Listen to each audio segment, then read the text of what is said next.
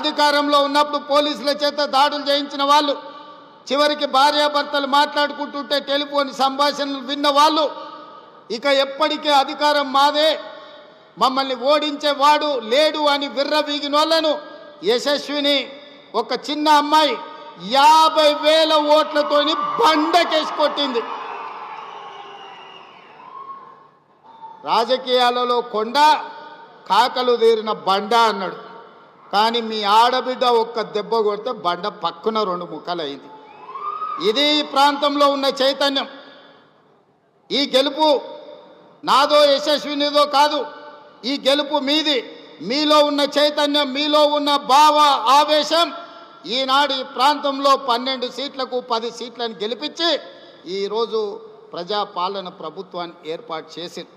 అదేవిధంగా ఈనాడు పదే పదే భావమర్దులు శాసనసభ ఏర్పాటు చెయ్యి, కేసీఆర్ పాలనలో ఏం జరిగిందో, రేవంత్ రెడ్డి పాలన ఏం జరిగిందో చర్చిద్దామని వారు అంటున్నారు.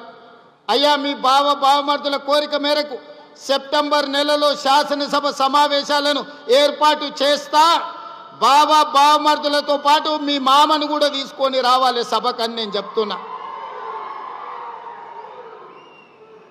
మాజీ ముఖ్యమంత్రిగా, కేంద్ర మంత్రిగా 40 సంవత్సరాల అనుభవం ఉన్న చంద్రశేఖరరావు గారు శాసనసభకు రావాలి.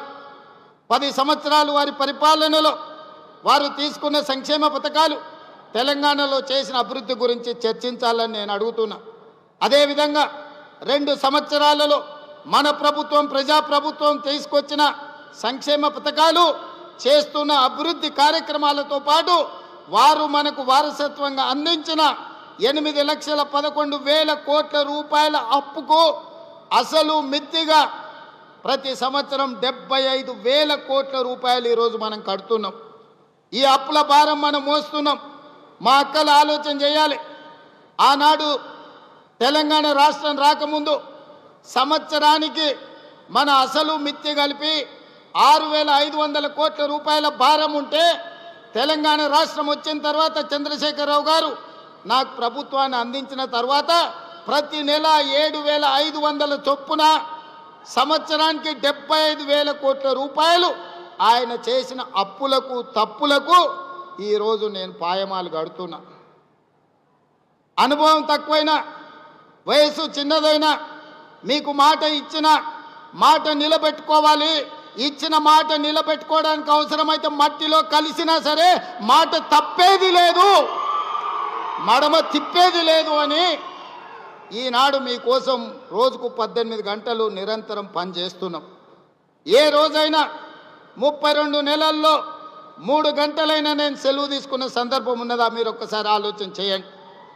ఇవాళ 8,11,000 కోట్ల రూపాయల అప్పు, 1,00,000 కోట్లు పెట్టి కట్టిన కాళేశ్వరం కాస్త కూలిపోయి కూలేశ్వరమైన కృష్ణా గోదావరి నదుల్లో నీళ్లను తరలించి దేశంలోనే వరి ఉత్పత్తిలో మొదటి స్థానం సాధించి రైతులు పండించిన పంట ఒక్క వరి ధాన్యాన్ని కొనుక్కోవడానికే ఈ 30 నెలల్లో 90,000 కోట్ల రూపాయలు రైతులకు చెల్లించినాం.